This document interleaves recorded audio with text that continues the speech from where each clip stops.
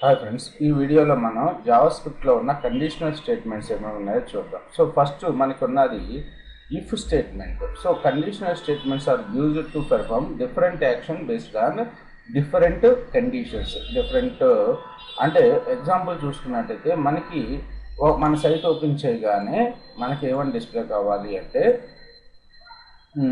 Site open చేయగానే ఇప్పుడు local టైంను base చేసుకుని ఒకవేళ మార్నింగ్ 12 లోపల అయితే గుడ్ మార్నింగ్ అని చెప్పి ప్రింట్ కావాలి. తర్వాత 12 to 6 అయితే గుడ్ ఆఫ్టర్నూన్ అని, తర్వాత 6 తర్వాత అయితే గుడ్ నైట్ అని చెప్పి, మనకి 9 తర్వాత అయితే గుడ్ నైట్ అని చెప్పి డిస్ప్లే కావాలి. సో మరి ఇలాంటప్పుడు డిఫరెంట్ కండిషన్స్ ఉన్నాయి. ఏంటి, మార్నింగ్ 12 o'clock అంటే తర్వాత వచ్చేసి 12 to 6 PM ఆర్ 9 PM, లేకపోతే తర్వాత 9 PM to 12 AM or 6 AM. So ఇక్కడంతా కూడా మనకి కండిషన్స్ అప్లై అవుతున్నాయి. సో ఈ బేస్డ్ ఆన్ ద టైము మనం గ్రీటింగ్ మెసేజ్ పంపించాలి. సో ఇలా డిఫరెంట్ కండిషన్స్ ఉంటాయి. ఇక్కడ చూసుకున్నట్టయితే ఈవెన్ అండ్ ఆడ్ కూడా మనం కండిషన్ రాసాము. అలాగే మనకి మన సైట్లోకి లాగిన్ అయినప్పుడు మన యొక్క ఎక్స్పైరీ డేట్ అంటే 1 month సబ్స్క్రిప్షన్ ఎక్స్పైర్ అయిపోయిందా లేదా అనేది మనం ఇఫ్ కండిషన్ యూజ్ చేసుకుని కూడా మనం చెక్ చేసుకోవచ్చు. అంటే డేట్ అనేది ప్రజెంట్ డేట్ కన్నా తక్కువ ఉంటే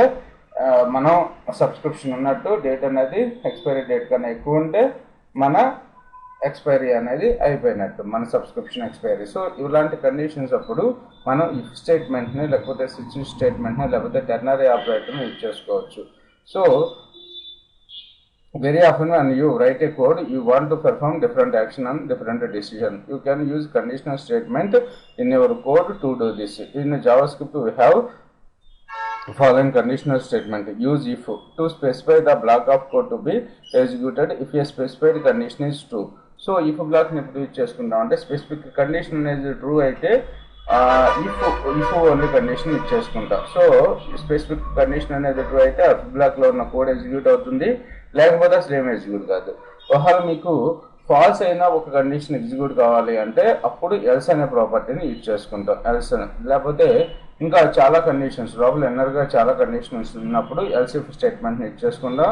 అలాగే ఇంకా మనకి ఇఫ్ కాకుండా స్విచ్ని కూడా యూజ్ చేసుకుని మనం కండిషనల్ స్టేట్మెంట్స్ని రాసుకోవచ్చు. ఫస్ట్ చూసుకున్నట్టయితే ఇఫ్ స్టేట్మెంట్ యొక్క సింటాక్స్ ఏ విధంగా ఉంటుందంటే ఇక్కడ చూడండి.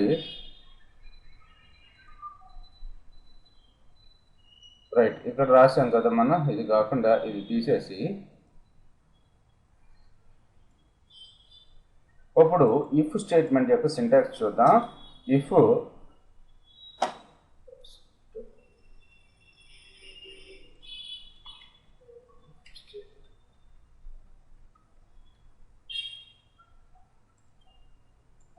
సో ఇక్కడ మనం గివెన్ నెంబరు 18 కన్నా తక్కువ ఉందా ఎక్కువ ఉందా అనేది చెక్ చేసుకోవాలి. అసలు నార్మల్గా ఇఫ్ కండిషన్ సింటాక్స్ ఎలా ఉంటుందంటే ఇఫ్ ఈ బ్రేసెస్లో మనం కండిషన్ రాసుకుంటాం, బ్లాక్ ఆఫ్ కోడ్ వచ్చేసి కర్లీ బ్రాకెట్లో రాసుకుంటాం. ఓకే, సో ఇప్పుడు మనం గివెన్ నెంబర్ ఈజ్ 10 కన్నా ఎక్కువ ఉందా లేదా అనేది మనం చెక్ చేసుకోవాలి. So where A equals to 10 అని మెన్షన్ చేశాను. ఇప్పుడు ఇఫ్ యొక్క సింటాక్స్ ఈ విధంగా అంటే if A is greater than 10, okay, greater than 10 అయితే మనకి ఏం కోడ్ ఎగ్జిక్యూట్ కావాలి, document dot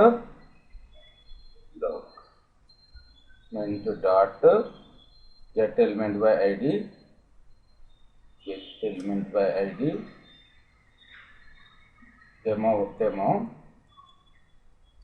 demo dot inner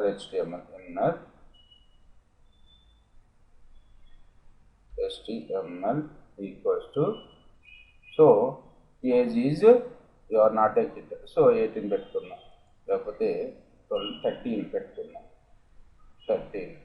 so age అనేది లెస్ దాన్ 10 అయితే, లెస్ దాన్ 13 కన్నా తక్కువ ఉంటే, so you are not a teenager, you are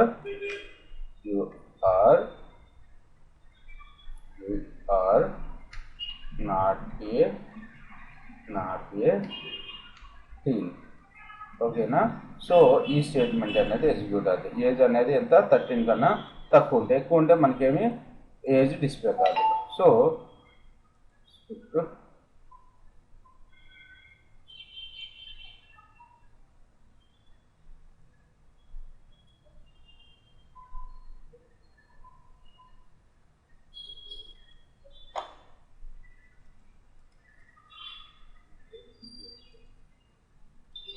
చూడండి, మనకి ఏ అనేది 13 కన్నా తక్కువ ఉందా లేదు, కాబట్టి మనకేమీ డిస్ప్లే కావట్లేదు. ఇప్పుడు ఏ వాల్యూ వచ్చేసి 12 పెట్టుకుంటున్నాను.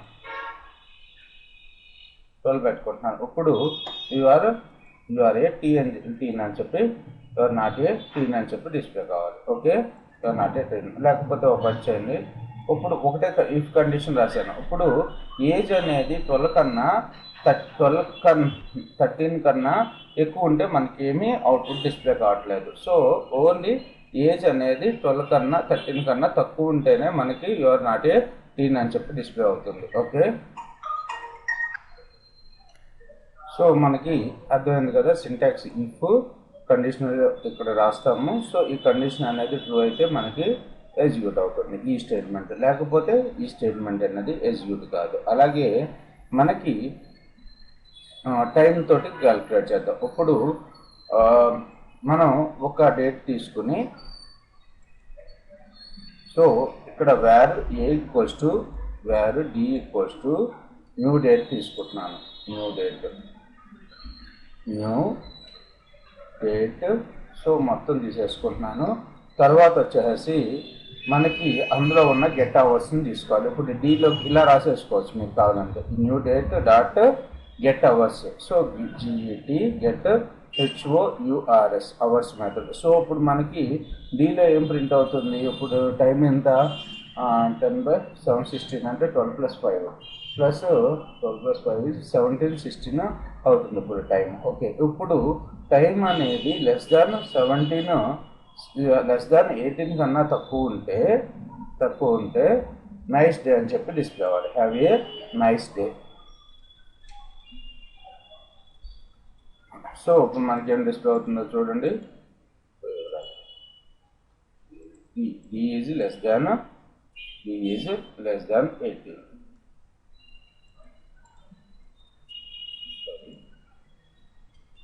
సారీ, మనకి మనం ఇప్పుడు చూసుకున్నాం డి ఎంత ఉంది, మనకి డి అనేది 19 ఉంది. యాక్చువల్గా మనం పెట్టుకున్నది ఎంత ఇక్కడ 18. సో 18 కన్నా తక్కువ లేదు కాబట్టి మనకేం డిస్ప్లే అవ్వట్లేదు. ఒకవేళ 18 కన్నా తక్కువ లేకపోతే మనకి ఏమని రావాలి, గుడ్ నైట్ అని చెప్పి రావాలి. గుడ్ నైట్ అని డిస్ప్లే కావాలి. ఇప్పుడు మనకు చూడండి గుడ్ నైట్ అని డిస్ప్లే అవుతుంది. సారీ,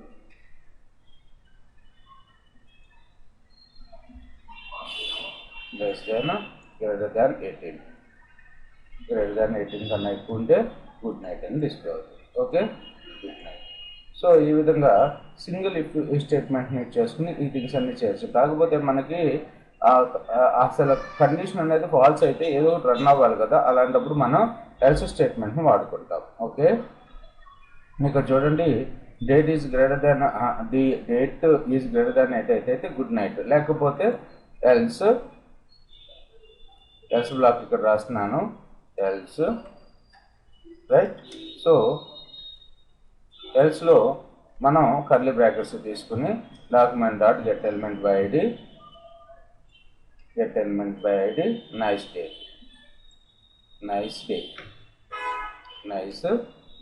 ఓకే, ఇప్పుడు మనం డేట్ని మారుద్దాం. సో ఇక్కడ డి ఈజ్ <18 పెట్టుకుందాం. ఇప్పుడు మనకి ఏమొస్తుంది, <18 వస్తే సో నైస్ డే అంటే టైం అనేది 6 కన్నా తక్కువ ఉంటే నైస్ డే.